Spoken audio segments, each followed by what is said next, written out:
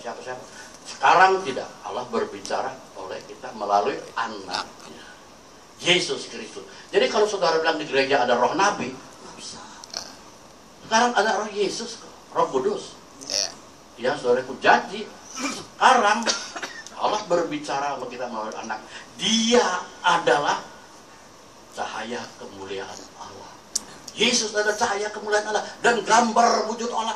Allah yang menopang segala sesuatu dengan firman-Nya yang penuh kekuasaan. Aduh saudara, coba Anda hayati ayat ini. Tetapi berani jelas, saudara.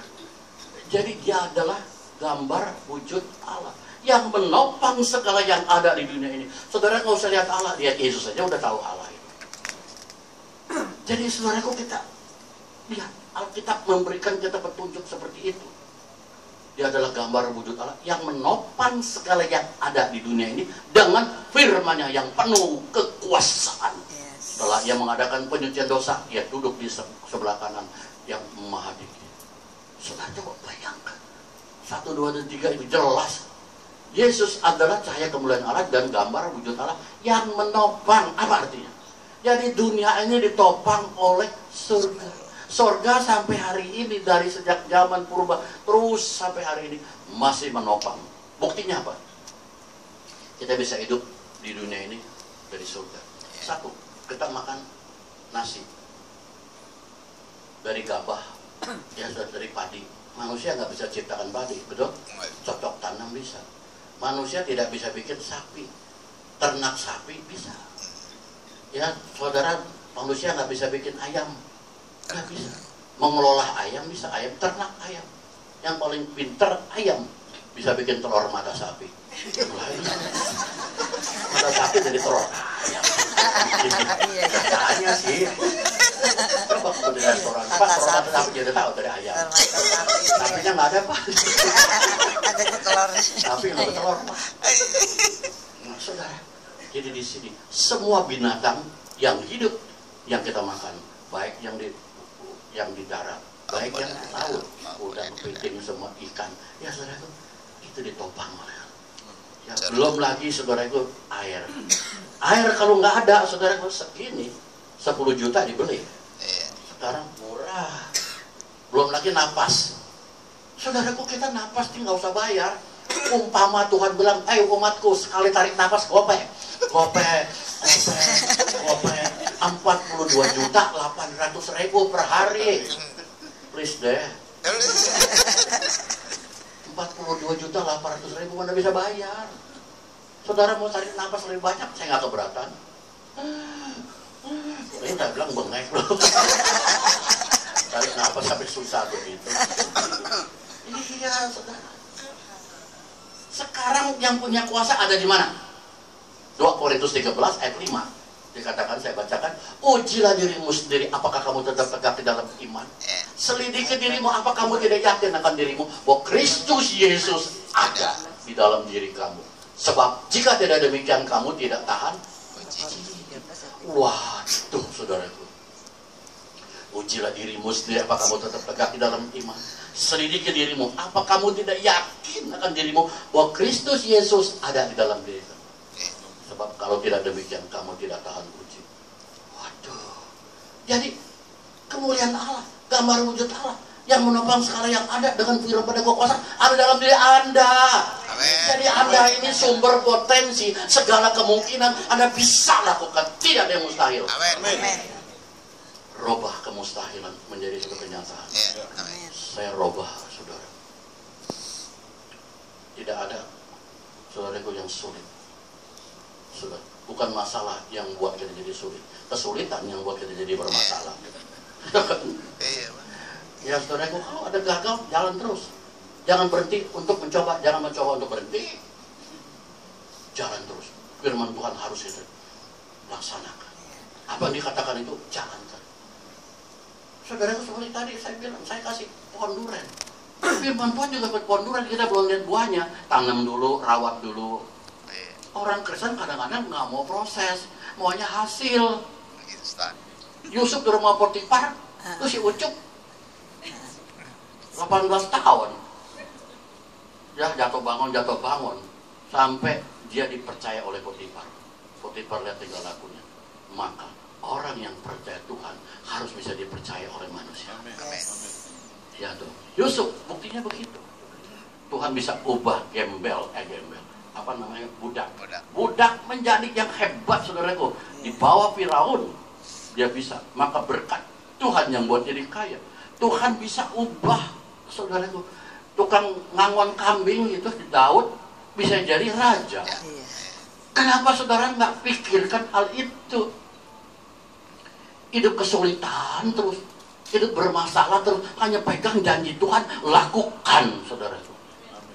Percaya, Tuhan nggak buat jadi instan. Tuhan buat ada plan, step. Saya juga kesusahan banget. Kalau saya percaya Tuhan buka semuanya. Luar biasa, keluarga Anda, anak cucu mantu, dibilang tidak ada yang meminta-minta, yes. Amin. Itu terjadi semua. Nah, jadi saudaraku, kalau kita lihat, Anda sumber potensi. Kemungkinan apa saja Anda bisa. Yesus ada dalam diri Anda, maka Tuhan gak mau Anda ikutin tradisi. Saudaraku, gak boleh ikutin tradisi. Firman Tuhan bilang apa, saudaraku? Markus 11. Markus 7. Ya, ayat 7, 8, dan 9. Ya, saudara, dikatakan apa? Ujilah dirimu sendiri. Salah. Markus 7, ayat 7, 8, dan 9. Ya, saudara. Percuma mereka beribadah kepadaku, sedangkan ajar yang mereka ajarkan ialah perintah manusia. Perintahlah kamu abaikan untuk berpegang pada adat istiadat manusia. Yesus berkata pula, sungguh pandai kamu mengesampingkan perintah Allah supaya kamu dapat memelihara adat istiadatmu sendiri. Percuma mereka beribadah kepadaku, nggak ada gunanya, tidak ada manfaatnya. Tidak baiknya kalau saudara ikuti adat istiadat ini, saudara. Jangan. Di Jakarta saya didatangin calon sepasang suami istri. Dia satu orang Bangka, satu Pontianak, mau menikah ceritanya. Si laki umur 26, perempuan umur 23. Katanya sionya nggak cocok. Pak, saya nggak boleh kawin sama dia. Kata siapa? Kata Loya. Loya, pelamar nasib. Terus, iya, kalau saya kawin sama dia, nanti 2 tahun kemudian mamanya mati, mama dia perempuan. Maka mama perempuan larang saya buat kawin sama dia. Sionya nggak cocok. Emang mamanya apa? Mamanya kebo. Oh. Kamu, saya babi, Pak. Nih, kalau disuruh dia monyet. Papamu, papa saya anjing. Ya, jadi kesana. Ya, saudara, orang Chinese begitu. Buang semua udah nggak ada. Kalau ditanya, siapa? Saya bilang, Pak Eko siapa? Siomay. Ya, saudara, kita udah ikut Yesus, tidak boleh pegang yang lain. Yes. Saudara, itu Anda mesti murni. Amin. Ya, saudara, air dicampur sama sirup, udah jadi sirup. Ya, jangan campur-campur yang lain, satu aja udah. Kita udah berubah, kita udah penuh dengan kemuliaan Allah. Kita ini gambar wujud Allah. Firman Tuhan bilang apa? Hai engkau manusia Allah. Ada nggak? Ada. Atau Timotius 6 ayat 11 dikatakan, tetapi hai engkau manusia Allah, jauhkanlah semua itu. Kita nih manusia Allah, karena tubuh kita baik Allah. Kenapa saudara punya kuasa yang begini? Tuhan sudah berikan semuanya berlimpah-limpah. Kenapa nggak pernah pakai? Yang dipikirin, aku susah, hidup gimana ya? Hah? Kerja ini gagal, kerja itu gagal. Kenapa? Saudara, kenapa banyak orang yang masih percaya gitu-gitu? Semuanya hidup gagal. Ulangan 7 ayat 23-24, coba kalau nggak salah 23-24. Patung-patung Allah mereka, betul Pak? Betul Pak? Patung-patung Allah mereka haruslah kamu bakar habis. Perak dan emas yang ada padanya jangan kau ingini, dan kau ambil bagi dirimu sendiri, supaya jangan kau terjerat karenanya. Sebab hal itu adalah kekejian bagi Tuhan Allahmu. Betul ya, 23 ya? Patung-patung Allah mereka haruslah kamu bakar habis. Perak dan emas jangan kau minta padanya. Kenapa saudara? Dewa minta hoki, perak dan emas, uang. Minta berkat sehingga engkau terjerat karenanya. Saudara, iblis itu gak pernah bersahabat dengan manusia. Saudara Mbak Patung, isinya siapa? Saya tahu, karena saya udah pengalaman penglihatan begitu, jadi tahu itu siapa. Jadi saya dipakai Tuhan untuk beritakan ini kemana-mana. Jangan sembahyang para patung di rumah pikiran dewa. Emang saudara itu dewa itu manusia tadi. Yesus beda, saudara. Dia adalah Allah yang menjadi manusia. Beda. Saya ada orang bilang, kenapa sih agama udah banyak, Yesus mesti lahir ke dunia? Sebelum Yesus udah ada. Di Yahudi, Yudaisme udah ada. Nah, di negara lain di Asia, ya, Buddhisme, Hinduisme, udah 5.000 tahun yang lalu. Yesus baru 2.000. Taoisme, Konfusianisme udah 5.000 tahun yang lalu. Buat apa? Saya bilang kamu nggak ngerti sih. Yesus lahir ke dunia untuk menggenapkan hal yang tidak mungkin bisa digenapkan oleh agama, yaitu pengampunan dosa. Kenapa Yesus mesti lahir di Bethlehem, nggak lahir di Cungkol? Di India yang banyak orang. Kamu lihat dong, Alkitab mengatakan Yohanes pertama ayat 17, karena hukum Taurat diberikan kepada Musa, sedangkan kasih karunia dan kebenaran datangnya dari Yesus Kristus. Yang bisa menebus cuma Yesus di situ, yang diberikannya pada Musa. Yang ada penghukuman, kasih karunia nggak ada, maka Yesus mesti lahir di sana. Saya banyak loh tanya yang enggak, saudara. Ada teman saya, agama yang seberang itu, Pak Eko, kenapa sih Yesus disembah? Buktikan bahwa Yesus anak Allah. Itu Alkitab yang bilang. Buku yang lain enggak. Kenapa? Mesti percaya Yesus. Oh, ayo kita bicara. Jangan pakai Alkitab. Iya boleh. Saya tanya, Pak Budi punya anak? Punya. Berapa? 3. Yang bener. Emang Pak Budi beranak? Belum deh. Istri saya yang beranak, itu anak istrimu. Masa anak kamu, kalau ada di kamu beranak berarti iya anak kamu.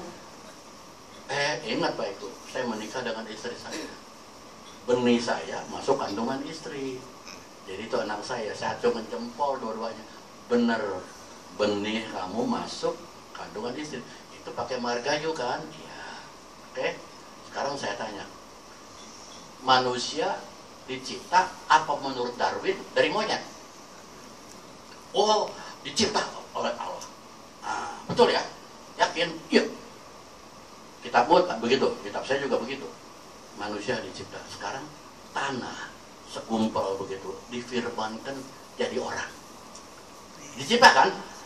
Sekarang firman jadi orang bisa apa enggak? Bingung dia. Tanah difirmankan jadi orang. Sekarang firman jadi orang bisa enggak? Jawab. Ragu dia. Bisa. Nah, ini. Makanya malaikat Jibril yang menurut kitabmu turun ketemu Siti Maria, ya kan? Maria. Dia tanya. Maryam kelebekan. Wah, belum kawin punya anak, dirajam nanti. Tapi Maryam bilang apa? Jadilah menurut kehendakmu. Jadi firman masuk kandungan jadi orang. Heran? Enggak. Itu Yesus namanya. Maka dia bilang dia anak Allah. Kita mesti bisa jawab, saudaraku. Orang saya tanya, Pak, menurut Bapak Allah dulu apa firman dulu? Kelepekannya. Kalau dia bilang Allah dulu, Allahnya pernah nggak berfirman. Kalau dia bilang firman dulu, Allahnya pernah nggak ada. Nih Pak, Yohanes pasal yang pertama. Pada mulanya ada firman. Firman bersama-sama dengan Allah. Firman itu adalah Allah. Ayo, nggak bisa ngomong. Jadi di sini